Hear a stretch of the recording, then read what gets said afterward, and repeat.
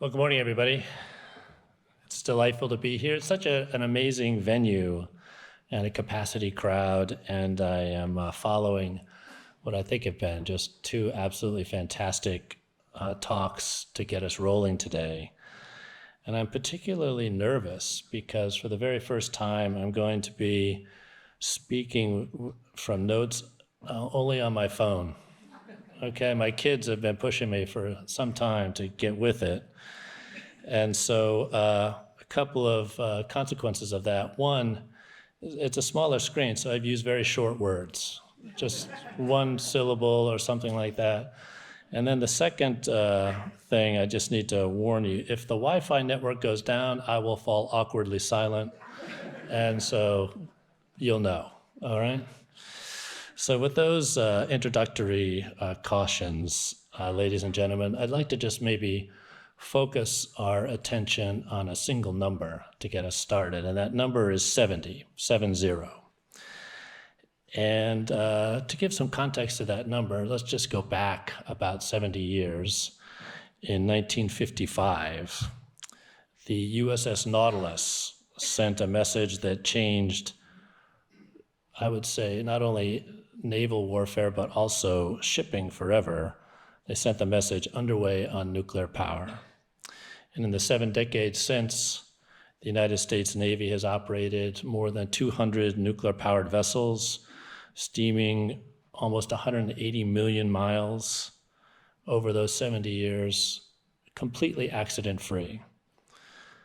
Not a single radiological incident, not one. And that's not a function of luck.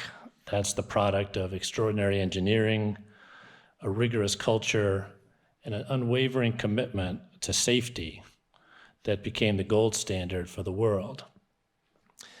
And nuclear power didn't just change what the Navy could do. Nuclear power literally changed what a Navy means to a nation, particularly a maritime nation. Just to give you some context there, consider a nuclear-powered aircraft carrier. It can steam for more than 20 years without refueling. By virtue of not needing propulsion fuel, it can carry more aviation fuel and ordnance than any conventional ship could. It goes where it needs to go, and it stays there as long as it needs to be there. That's not just a ship. That's a mobile piece of sovereign territory, acres of sovereign territory, projecting influence and presence across every ocean of the earth. Similarly, below the surface, the nuclear-powered submarine, essentially unlimited range, months at sea without surfacing, silent, fast, lethal. The US Navy and the Royal Navy enjoy these types of things together. And in the case of the ballistic missile submarines, they provide the most survivable leg of the nuclear deterrent. But there's an insight to all this that's often missed. This revolution wasn't just about what the nuclear platforms could do. It was really about what they now demanded of everything around them, all right? A nuclear carrier that never stops moving exposed a big bottleneck, a constraint. The conventional logistics fleet couldn't keep up. The Navy had to evolve its entire supporting architecture. Fast combat support ships, underway replenishment vessels that could match that new tempo. The nuclear carrier didn't just change its own capability, it pulled the entire enterprise forward. Similarly, the submarine. The influence reached far beyond the platforms and the fleet itself. A submarine that could operate for months in the deep ocean, far from any port, navigating without any reference to the surface world, drove some of the most consequential technological leaps of the 20th century. Inertial navigation systems, precise enough to guide a ballistic missile across the ocean. Underwater acoustics research that gave birth to modern oceanography, the study of ocean currents, thermal layers, seafloor geology, all of those things that we need to operate submarines more effectively and safely. transformed our understanding of the planet itself, and oceanographic institutions worldwide thrived. There's a whole family of technologies that were catalyzed by virtue of this upgrade, this nuclear power upgrade. It raised the ceiling for the entire fleet and raised the ceiling for entire fields of human knowledge. So that's the revolution that's already happened. There's been some questions about, hey, what about the technology? It seems far in the future. Hopefully I've made the case that the technology is here and has been tested. So hold that thought and look at what moves about 90% of everything in the global economy. And as you've heard from our two speakers, the answer to that is ships. Approximately 100,000 commercial vessels burning bunker fuel or other fuels, emitting about 2.5% of global greenhouse gases, dependent on a refueling infrastructure that can be, and as we've seen in conflict scenarios, will be interrupted, interdicted, or destroyed. But consider the deeper constraint. A modern container ship steams at about 17 knots right now. That's a fuel economy decision.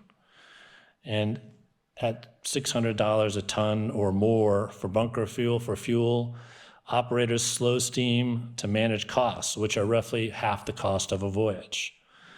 The entire architecture of global supply chains, port dwell times, just-in-time delivery windows, it's all calibrated around that constraint. Nuclear, just like it did in the naval context, changes that equation entirely. The fuel cost calculation per voyage pretty much disappears. You steam now at 25 or 30 knots instead of 17. Transit times are compressed by days. Supply chains get tighter and more resilient. The financial value embedded in that acceleration across trillions of dollars of goods moved by sea each year, that financial value is staggering. But of course, it's bigger than just the platform, and it's bigger than just the speed.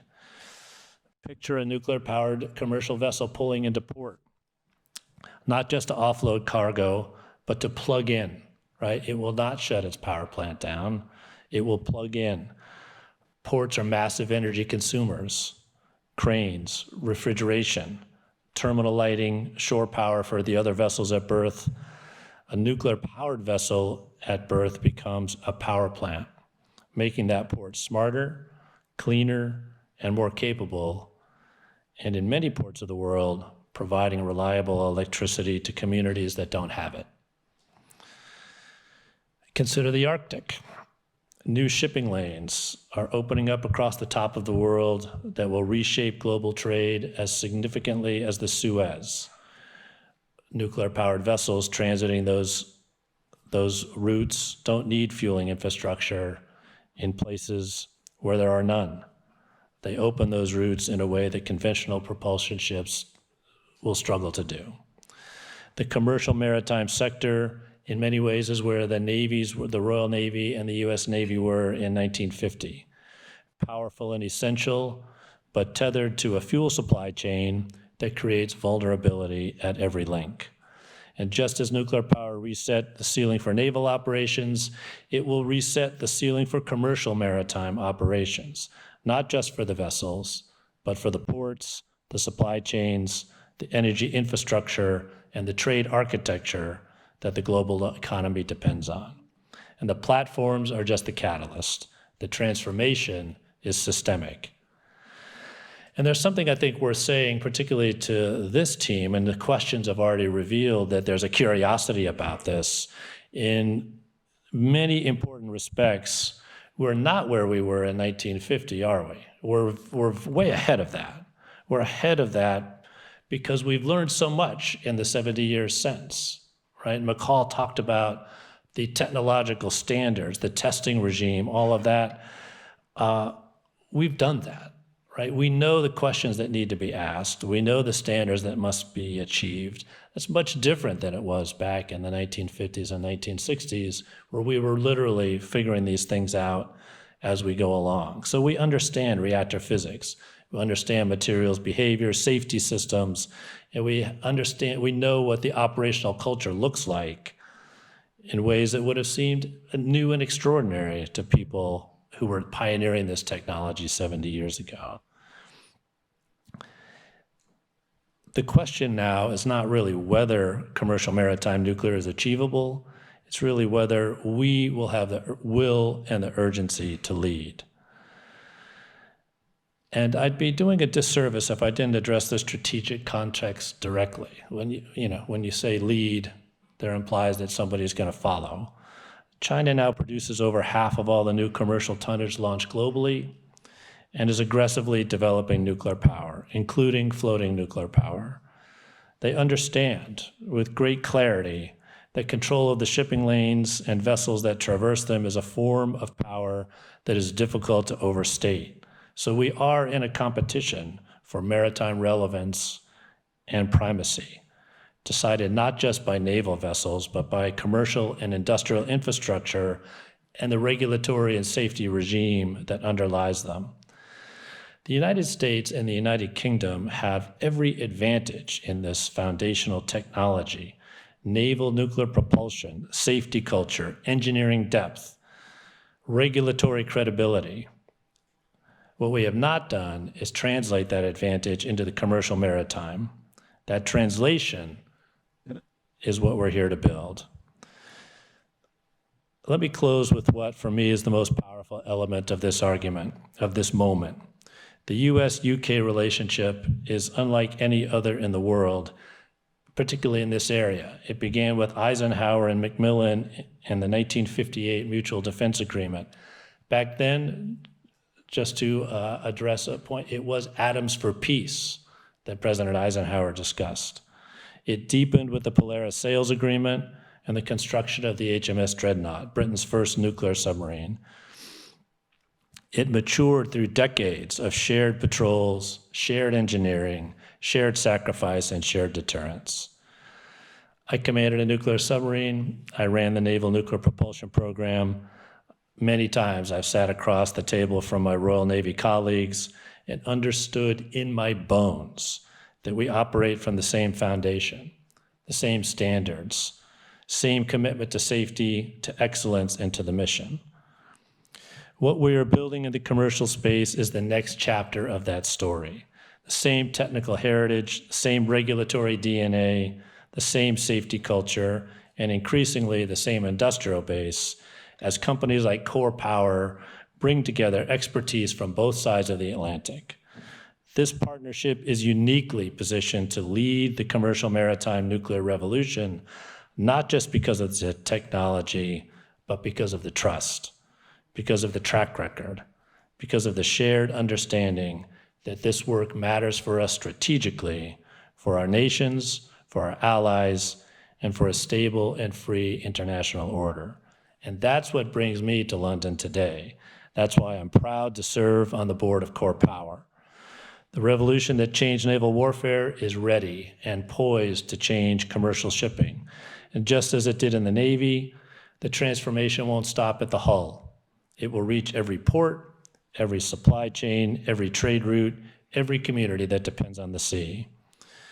Now, I use the word revolution deliberately. It's a word that sometimes gets thrown around far too casually, but I think in this application it's spot on.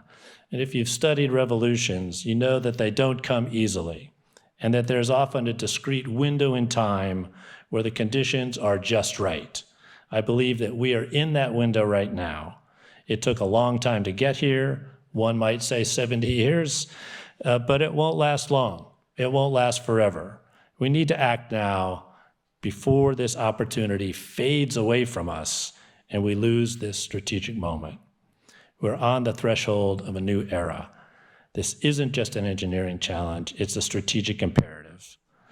We have the technology, the safety culture, and the operational experience. Now we have to have the collective will to build it.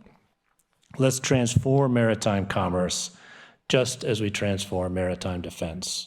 We've just really got to get to it. Now, I talked about this strategic partnership. It gives me great pleasure to introduce my partner in this discussion, who will talk about the perspective from this side of the Atlantic. Please join me in a warm welcome for the Right Honorable Anne-Marie Trevelyan.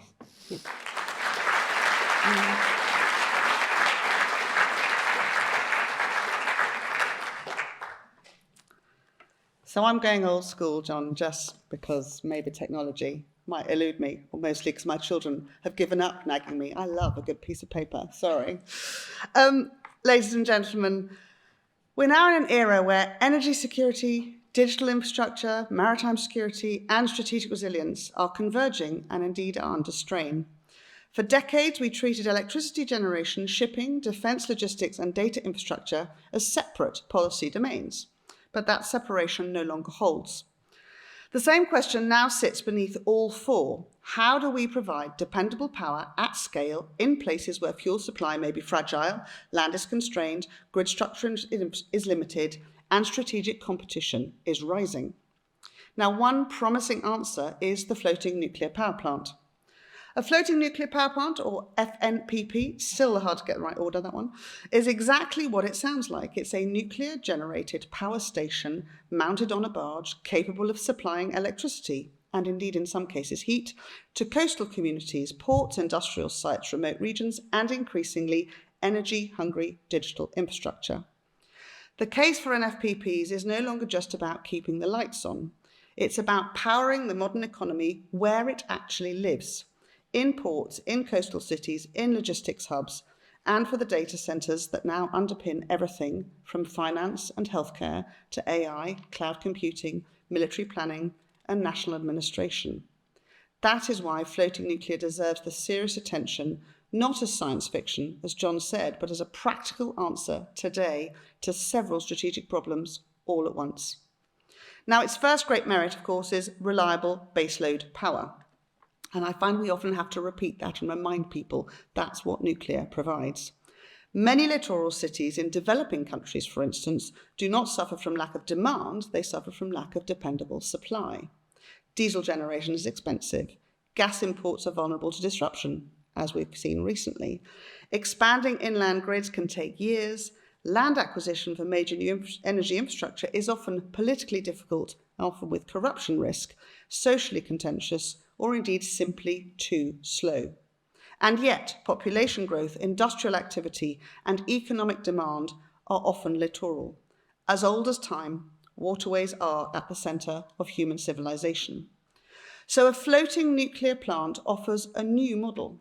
Instead of waiting for ideal inland conditions, a country can place generating capacity offshore or dockside, close to the point of demand, and begin stabilising power where growth is already happening.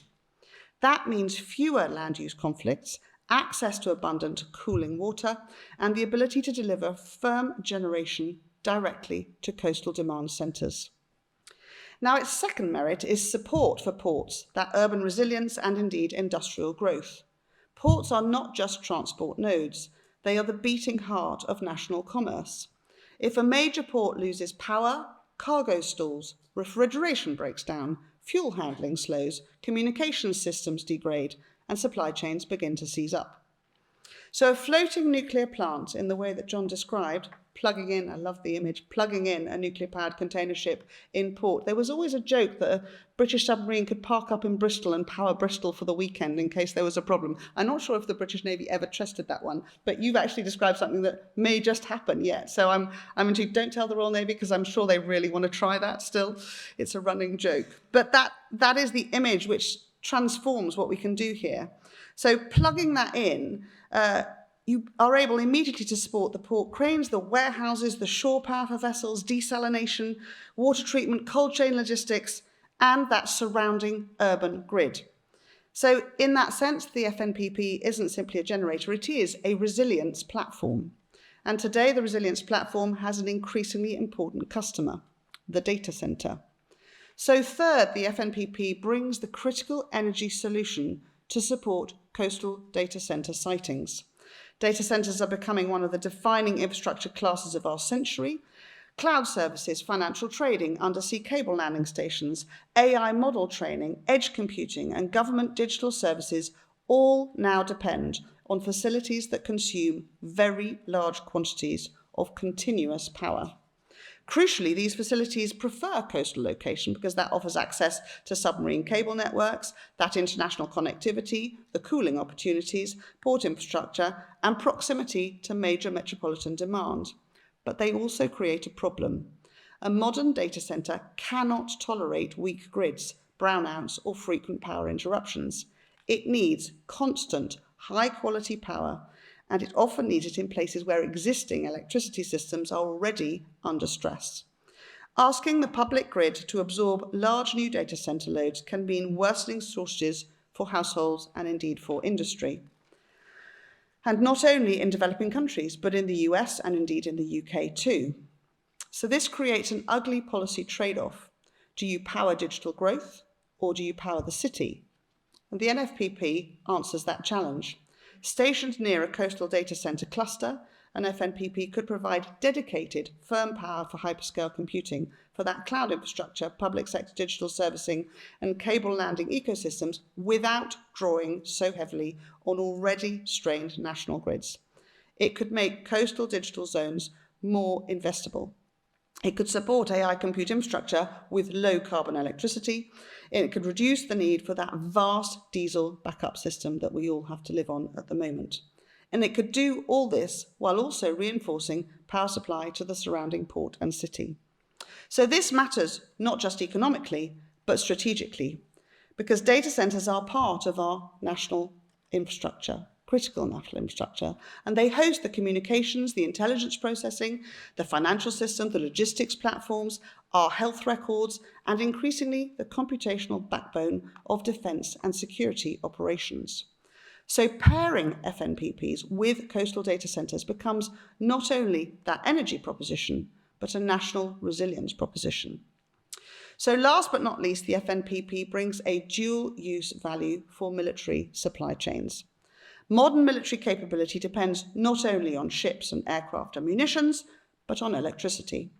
Command and control systems, satellite links, repair depots, intelligence fusion, cyber operations, autonomous systems, and future AI-enabled decision support all require persistent energy.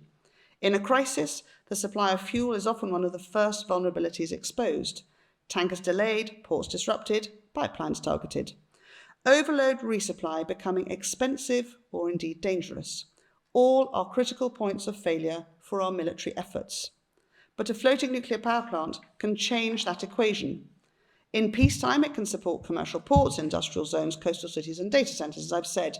In crisis or conflict, that same infrastructure, or the ecosystem built around it, can support naval logistics hubs, expeditionary supply chains, repair facilities, communication nodes, and defence data infrastructure. A port powered in part by an FNPP is not merely more efficient, it is more survivable, more autonomous, and less dependent on vulnerable fuel deliveries. And if that port also hosts data centres, the strategic effect is multiplied. A coastal logistics hub backed by reliable nuclear power can sustain both the physical movement of goods and the digital systems that coordinate them. It can keep those cranes moving and the servers online. It can support warehousing and cloud infrastructure, that critical refrigeration and communications, vessels turnaround, and intelligence processing. That is why real dual use looks like civilian prosperity and strategic resilience reinforcing one another. Now, none of this eliminates the serious issues, and we've heard them raised already this morning. Floating nuclear power plants raise legitimate questions about safety, security, regulation, insurance, emergency planning, spent fuel management, and public consent. Those concerns must be answered. The credibility of the concepts will depend not on optimistic rhetoric, but on hard governance, transparent standards, and careful siting. Which is why the UK and the US have such an important role to play. As John set out, that's 70 years of unrelenting safety focus for our military nuclear-powered capabilities means we really are the world's experts on how to deliver this technology well. Our combination of civil nuclear expertise, naval nuclear experience, maritime industrial depth, regulatory capacity, and alliance coordination is needed to shape the rules of this emerging field. So that's why the prospect of a UK-US shipping corridor, for instance, is a strong demonstration of our continuing mutual commitment to nuclear technology. The Atlantic Partnership for Advanced Nuclear Energy, signed by UK Prime Minister Keir Starmer and President Trump last year, will streamline regulatory approvals for nuclear projects. It's put nuclear into the mainstream conversation in maritime. The partnership explicitly mentions civil maritime applications and a potential UK-US nuclear shipping corridor, signalling a policy shift that could accelerate private investment and meet the opportunities that John articulated so clearly. That UK-US nuclear shipping corridor would establish trusted pathways for civil nuclear maritime activity, for those floating power platforms, for nuclear service support vessels, for fuel cycle logistics under strict safeguards, and for maintenance, inspection, and emergency response protocols across both sides of the Atlantic. It would help create the legal, technical, and commercial framework within which civil nuclear shipping can become normal, predictable, and insurable, rather than exceptional and uncertain. And that matters tremendously if FNPPs are to be deployed responsibly in support of ports, cities, and digital infrastructure more widely. The UK in particular has a notable advantage here because it possesses a substantial foundation of nuclear-capable maintenance expertise. Britain has the ingredients that matter most: engineers, regulators, nuclear operators, naval architects, marine service capability, and allied interoperability with the US. With the right policy choices, these assets can be adapted into a support ecosystem for civil nuclear maritime operations, including inspection, maintenance, refit, crew training, emergency preparedness, and those portside servicing standards. That would not only serve our domestic industry, it would position the UK as a trusted enabling hub for an international FNPP market. So that brings us back to that broader developmental case which makes me personally so passionate about the FNPP energy solution. Imagine a coastal city in a developing country that today faces rolling blackouts, weak port productivity, limited desalination capability, and difficulty attracting digital investors. Now imagine that city hosting a well-regulated floating nuclear power platform under an internationally supervised framework. The plant supplies reliable electricity to the port, to the city, a desalination system, and a nearby data center campus tied into international cable networks. The port becomes more productive, the city more resilient, the data center investment becomes bankable, public services improve. And in times of crisis, that same node can support humanitarian logistics, emergency communications, and, if necessary, allied maritime sustainment. That is not merely an energy project. It's a development strategy, a resilience strategy, a digital strategy, and potentially a security strategy all at once. Reliable, clean power where coastal demand is rising and grids are weak. Strengthen ports and littoral cities' economic opportunities backed by clean, abundant energy.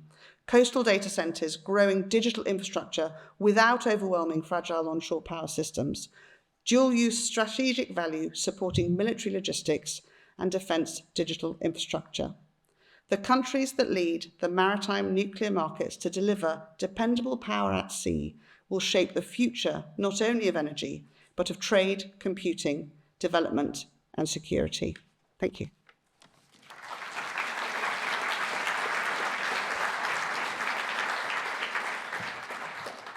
Thank you, Emery. Thanks for offering to go after John Richardson too, so I didn't have to. So we'll try to be quick here before we open it up to audience questions. And I think, Mikal, I want to come back to you after your keynote this morning, because I think a lot of what John and Anne-Marie tie back to sort of discussion that you were having.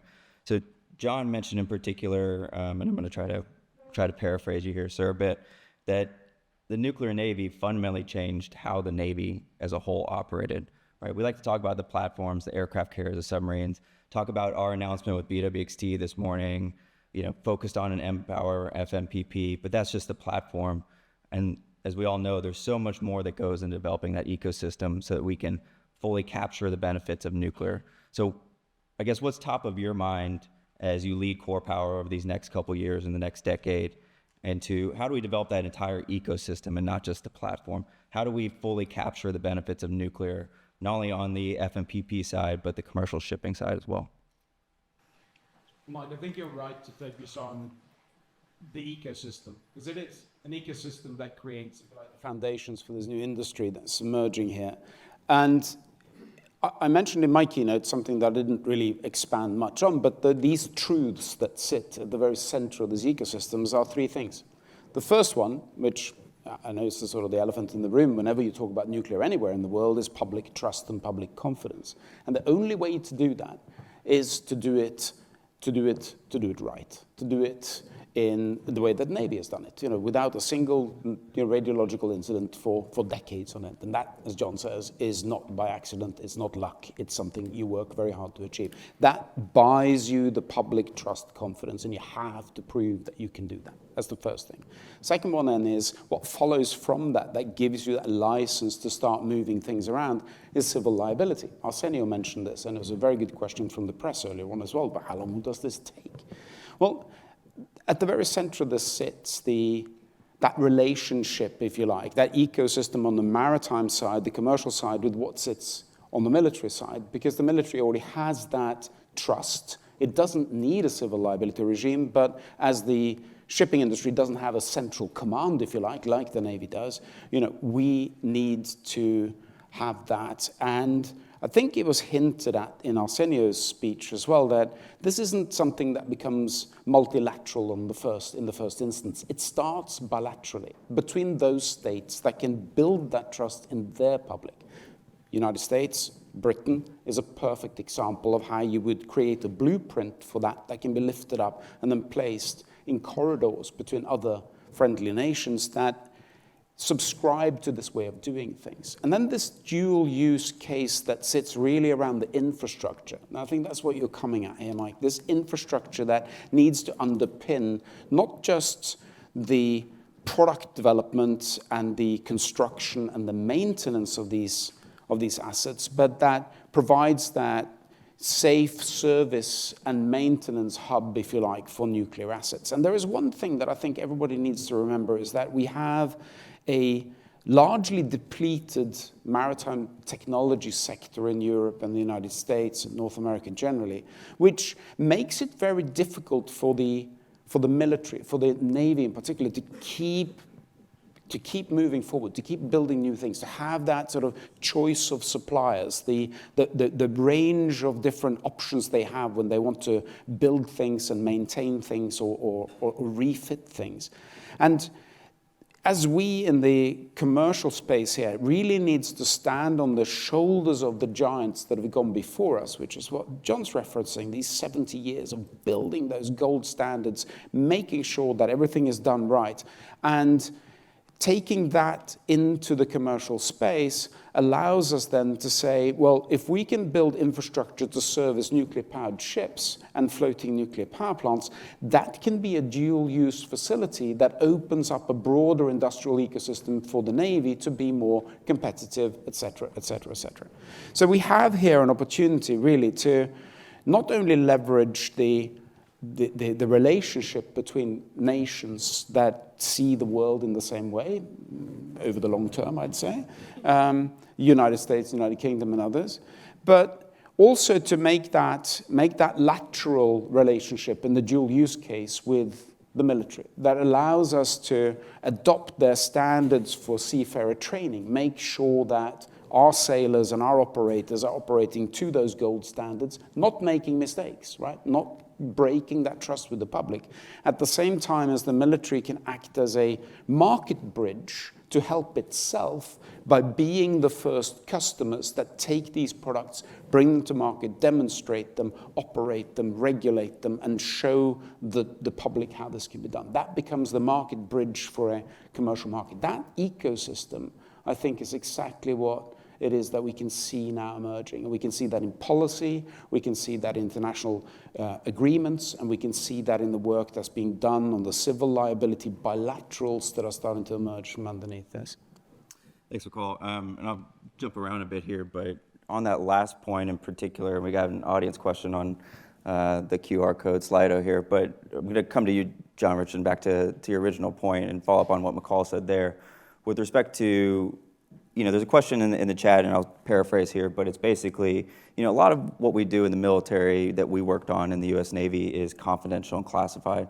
But are there lessons learned from the military that we can pull out of that we can apply to the civil maritime nuclear sector? Yeah. And sort of follow on to that is, as we build out this infrastructure, to Mikal's point, is it additive to what the Navy's doing? Do you see this as, contributing further capabilities to the U.S. Navy by expanding the workforce, the supply chain? Yeah. Is it something additive, or are we concerned that it's competitive with the Navy? I don't know who asked that question, but you're a genius. That's such a great question. First, I'd like to say that most of the important things that would migrate or translate into the commercial maritime nuclear industry from the nuclear Navy are unclassified, right? The most important things that the nuclear Navy has going is the culture of safety and operational excellence. And of course, that can be exported. It's not easy, but it's not classified either, right? So that part of it needs to, it must, not only can it, but it must, I think, translate out. And I thought that during Arsenio's talk, there was a question that sort of posed or juxtaposed this idea of safe operations with maybe, high technological emphasis or some other aspects of operational excellence. And I think all of us who have run high operational excellence, particularly in high consequence types of applications, would agree that those teams that do that best achieve both high safety records, great safety records, and manufacturing or operational excellence. They're not in tension. They're actually mutually supportive, right? And they must be to sustain those efforts over time. And so I think that to answer your question, yes, most of the most important aspects of our nuclear navies, both in the United States and the United Kingdom, that is very, very easily exportable, in fact, must be done. Now, what was the second part of the question? The question is, if we, support building out the supply chain for civil Is it maritime, competitive or supportive? I think, of course, it's supportive. Right now, there hasn't been a lot of nuclear power plants built in either one of our countries. There are a lot of them being built in other countries by what we might consider our rivals. Those are important things to keep an eye on, because if you, let's just talk about the foreign policy or the foreign affairs aspect of this. If we export a nuclear power plant to another nation, that's almost a century long relationship that we have with that country. And we want to be the ones that are having those relationships, not our rivals.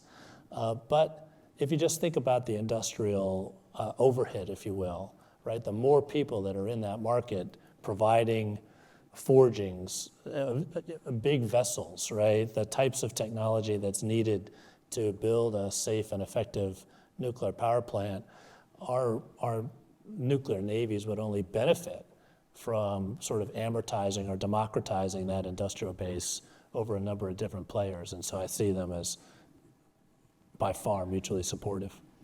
Great. So, taking that to the next step, and I'm going to touch on sort of what Anne-Marie covered here. We talked about shipbuilding capacity, but there's also the port aspect. So, Joe, I'm going to come to you here. For those that don't know, Joe spent over 35 years in the U.S. Coast Guard and years working for Holland America's 40-plus cruise ships. So you've been on kind of both the regulatory and the operation side, sort of seen both sides of the coin here. Going to Anne-Marie's point about ports potentially being, I think you called them coastal digital zones, Anne-Marie, right? And that, they could alleviate some of the land constraints, the grid connection constraints that we see as we're building out data centers or the increased supply, particularly in the United States. How do you see ports adapting to this new environment, whether it's housing an FMPP or being ready to accept nuclear-propelled vessels, right? This is not the pun intended, a sea change in how they operate. Where do you see that going? We recently released a report with the Port of Rotterdam about nuclear-propelled vessels. So, is there anything in that report that stuck out to you? Is there anything that, you think is worth emphasizing here with respect to not just ships, but also FMPPs? Sure. Thanks for the question, Mike. With Holland America, we pulled into 600 different ports around the world. And as many of you know, there's lots of different types of ports. There's landlord ports, there's operating ports or service ports, there's private ports, there's hybrids of that. But building off what Secretary General Dominguez said when he was talking about liquefied natural gas, LNG as a fuel, there really are leading ports, there's following ports, and there's laggard ports. Talking about LNG as a fuel again, long before LNG was acknowledged as sort of the fuel in transition right now, certain ports did safety assessments and risk assessments. They leveraged their strong safety cultures and regimes, and they saw the opportunities. And for example, Jacksonville in the US was the first LNG bunkering port in the United States. You look at Marseille, you look at Rotterdam, both of them sort of led not just LNG bunkering operations, but SimOps, simultaneous operations, where you can do both bunkering as well as ship cargo operations or passenger operations at the same time, looking at those risks, which is critical when you look at a vessel or a facility's efficiency. So my take is that there are right now certain ports that are going to be leading this, they're going to be following, that are going to be lagging. And when I saw the white paper released by Maersk, Lloyd's Register, Core Power, and the Port of Rotterdam, I think it was noteworthy that you had a leading port that's not necessarily known as a nuclear port that's saying, we're looking at these risks and we see opportunities in the future. Great, thanks, Joe. And I do want to save some time for audience questions here, but I think I'd be remiss if I didn't ask a question to Tim, as I think he knows a bit about UK nuclear energy, and the US too, to be fair. So, Tim, I think I'll come to you and ask you. Both Anne-Marie and Charlotte mentioned the prosperity deal that was signed a few months ago between the US and UK. Secretary General talked about, how do we push forward liability conventions? How do we lead on, or how do you see this transatlantic alliance actually working in practice, right? How does the US and UK, how do they lead the OECD in civil maritime nuclear? Are there things that we can be doing right away, whether it's the liability convention that we talked about, whether it's workforce development, or just aligning standards? Where do you see the most benefit in the near term over the next, I'll say 6 months to a year, and then, the years after that? Mike, great question. Thank you very much. I'm not quite sure whether people realise, but in the UK, we have a massive support industry for the maritime sector. We don't build ships anymore, but we support them in all sorts of ways. I'm very lucky that I chair an organisation called Nuclear Risk Insurers. We insure over 350 nuclear sites around the world using Lloyd's and company capacity. We're, I think, the largest nuclear insurer in the world. And that included the first ever floating nuclear power plant, which is currently parked off the north of Siberia, started operation in 2019, we insured it.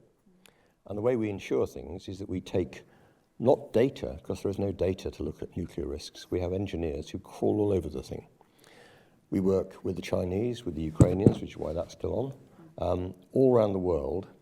And to ensure that floating nuclear power station, we were able to assess the risk, understand it, price it, and insure it without any problems at all. That's a very quick route. The sooner we can get the FNPPs into locations in the US and the UK, the better, because that starts to build the trust and confidence point. For me, that's a complete no-brainer. And with Mikal's announcement this morning of the BWXT Empower unit to go in there, we're off to the races. That's a cracker. The bigger, longer-term issue is shipping. And the point about the conventions, the liability conventions, is to try and do a global one is, I think, to use a different phrase, it's boiling the ocean. Start with two friends, work a bilateral deal between them. This is not difficult because we're not looking at many different locations, simply US and UK. That deal is easily doable. But I bring into the context of that endeavours such as this, the creation of nuclear shipping, with all the transformations it'll bring, is essentially a sovereign role. States own failure in big national infrastructure, so they have to make it work. We created Great British Nuclear in the UK to make civil nuclear work. We need that sort of propulsion behind the FNPPs and then into shipping. And with the deal that we signed last year between the two countries, we have the basis for that. But we also have a real element of enthusiasm in both countries. You've seen what's happened here. We built the deal with Rolls-Royce, which is now turned into proper cooperation, which is really important to recognise. You don't compete in these areas. You have to collaborate and work together closely. But not only are we building them here, but they've just announced a deal to build them in Sweden. They already had a deal to build them in the Czech Republic and in Japan. And it's that sort of cooperation that makes world work effectively and gives the trust and confidence to politicians, for whom, and I should say this with two wonderful ex-politicians here, the politicians who come up with the decision to build these things and to make that trade deal happen, to build the convention between the UK and the US, that's legacy territory. There won't be history books as bits of paper, I suspect, in 100 years' time, but people will be remembered for the fundamental change that drives. So an opportunity for a politician to create that sort of legacy is very powerful. But we have to find some deals. And I don't care where they are. I don't care where you put your first FNPP. Don't care at all. Because what we need to do is just to show that we can do it and then to create that enthusiasm and confidence and, frankly, a bit of embarrassment for what Joe called the laggards. You know, this stuff will change the world. It will change the economics of shipping. It will change the resilience of the supply chain. But I want to come back to one other point, which Arsenio from IMO raised. The critical issue in nuclear today is not technology. We know how to do this stuff. We have done for donkey's years. It's the supply chain for people.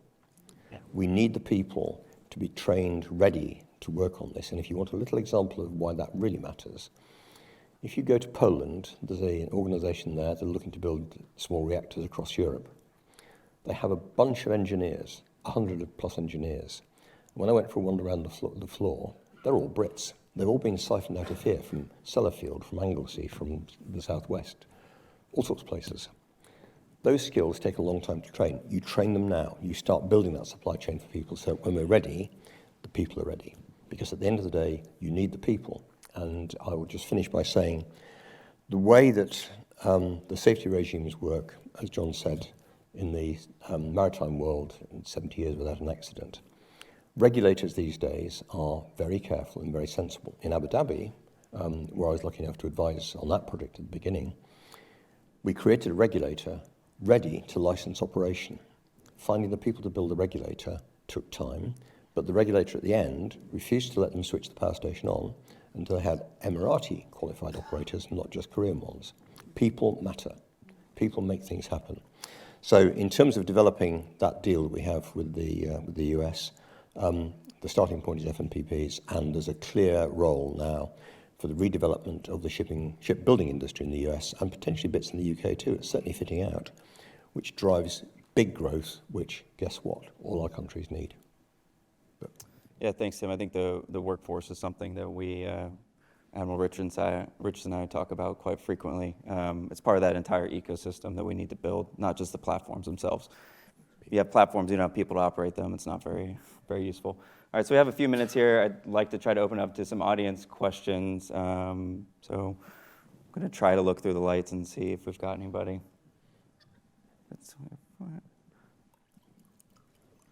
Start here. Go ahead, sir. Blake Hallen, London Maritime Arbitrators Association. Probably I share with Admiral Richardson, being one of the few people here with experience of operating nuclear power at sea.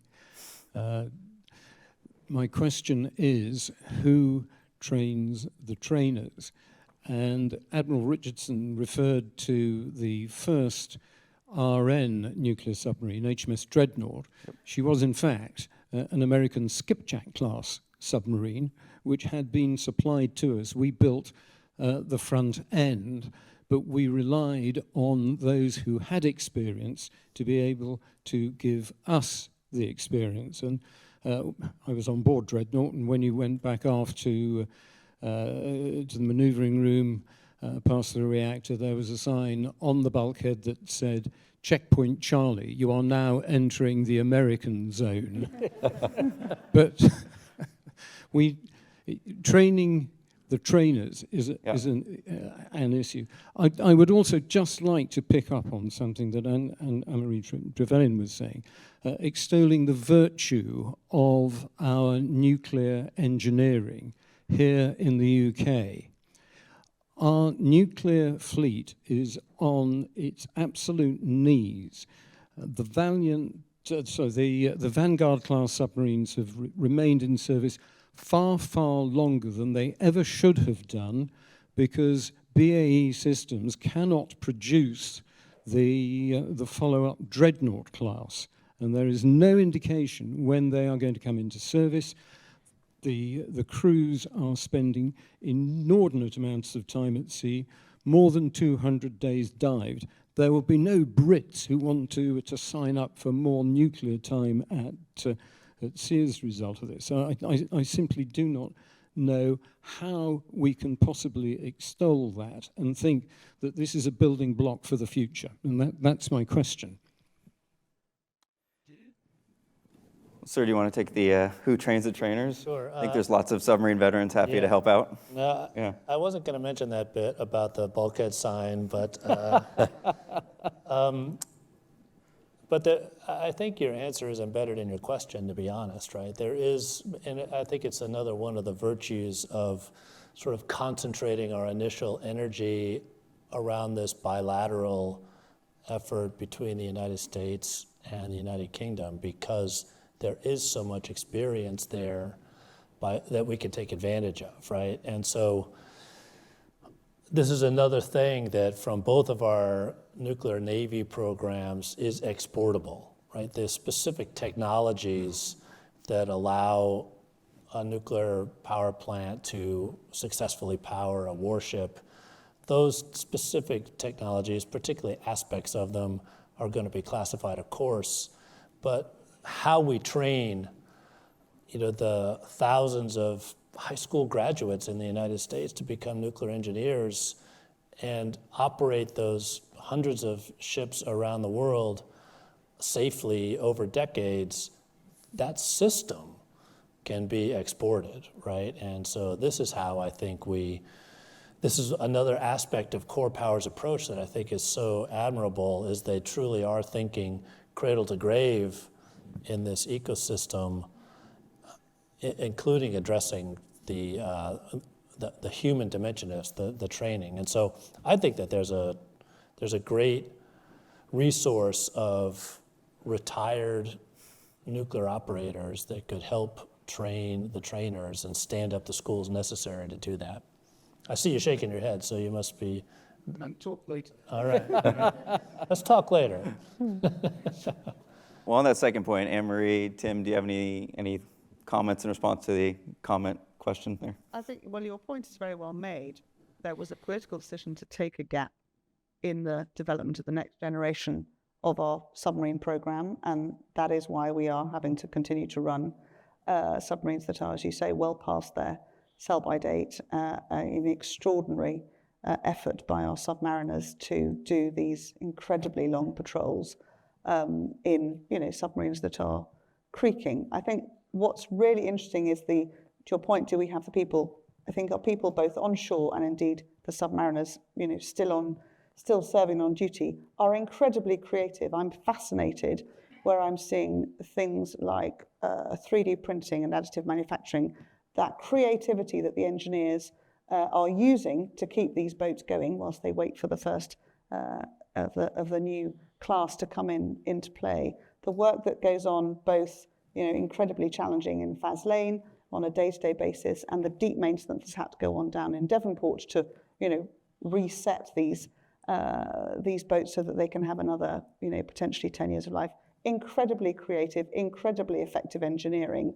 And I have real confidence in what's coming through. And you look at the work that the academies in Barrow, run by BAE, are doing to grow that next generation of incredibly skilled workforce. There is such an enthusiasm, and the numbers applying to go there are huge. So I think we do have in the next generation actually a very strong positive view of nuclear as part of the net zero solution, as part of that clean, abundant energy solution. What we have to do is maintain, and that's for the political class to do, to maintain a sustainable program of works, to continue investing so that we don't get that gap, which has created a huge strain. Yeah, if I can follow on from that, I completely agree. The training is happening, and if you look, let's start with FNPPs, because fundamentally those things are chained to the land. They are effectively pretty much like normal civil nuclear stations. Indeed, mPower at one point was going to be built as a civil device. Training people around the world for what is now the nuclear renaissance is at scale. Down at Hinkley, they've got thousands of apprentices already. Rolls are looking at building thousands of apprentices too to build their programs. So the training process is not an issue. We can do that. The application of maritime nuclear, there's some special bits there which you and John know all about. But I'm quite happy to see lots of ex-submariners. Indeed, the guy that chairs Great British Nuclear, Simon, was a nuclear submariner. People from that world seem to delight in bringing their skills to share with others. And the jobs that are created, these are not short-term jobs. These aren't the sort of 0 hours nonsense that goes on. These are jobs for life. These create not only careers for you, or for the new ones, but the ability to build families and communities on the back of it. So the endeavour is really important, and I'm quite certain that chaps like you will rise to the call when necessary to help in building the training processes. Don't see you retiring anytime soon, do you? Good. Excellent. Can I add a final comment to this? So just dispel the myth that young people aren't interested in working in maritime nuclear. Right? We are currently designing the training program for the FNPPs that will then lead on to nuclear powered ships. And that is very much taking a leaf out of the Navy's book, so using those training regimes and working closely with those that are very familiar with those.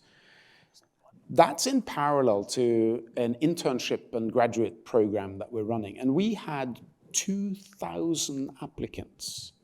2,000 applicants, right? From young graduates, smart graduates coming out of great schools wanting to do these jobs. I can assure you, we did not have 2,000 jobs. And I'm really, really Not yet. upset about that, because we would have liked to take them all. But, it was 2,000 for about 20 positions. And I think that just demonstrates an early stage sort of enthusiasm that this is an exciting new thing to do, right?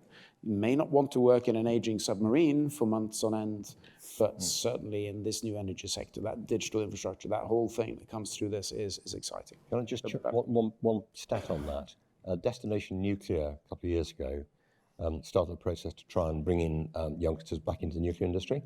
And you might have seen the adverts on the tube. In the space of a couple of months, we had 10,000 applications. There's no shortage of interest. The world recognises that this stuff is really important. So Charlotte's... We just need to have the projects now, as soon as we can, to give them even more confidence that this stuff is going to go like a racing snake. So Charlotte's giving me the hook here, but I think Alan, Richard, I had just one wanted to more address closing this note. idea of workers as well, and we can continue our conversation because we don't want to go too far over. But another team that I work with is in the United States, Constellation Energy, which has the biggest fleet of commercial nuclear reactors there and sets the standards for nuclear power performance in many ways. Let's go back 5 years, right? For a number of reasons, they were contemplating shutting down a number of commercial reactors, mostly for economic reasons. And as we visited those plants, there was the questions that you got from the operators, which were young people. They were just graduates from university and other trades. They were saying, hey, is there a future in this, right? I've got my whole family is wrapped up in this. I've got a mortgage to pay. I've got kids. Is there a future? And we said, like, stick with it, right? We're fighting tooth and nail to make sure that the answer is yes. Now, it's been a complete U-turn in terms of nuclear. The economics have completely turned around by virtue of policy decisions. Now you visit these same plants. We're hiring like crazy, and the people that have, just to the point that's been made, you visit these young people, that they'll pull you aside and say, look, you know, my parents both worked at this plant. I'm working at this plant, and I can't wait for my kids to work at this plant, right? It's a multi-generational thing, to the point that Tim made in terms of these being solid lifetime types of vocations. So I'm pretty optimistic. And I hope that during a coffee we can, I can inject this optimism into you sometime, okay? All right, now we're truly over time. On that optimistic note, if you could please thank me in joining the panel, and I'll turn it over to Charlotte. Thank you.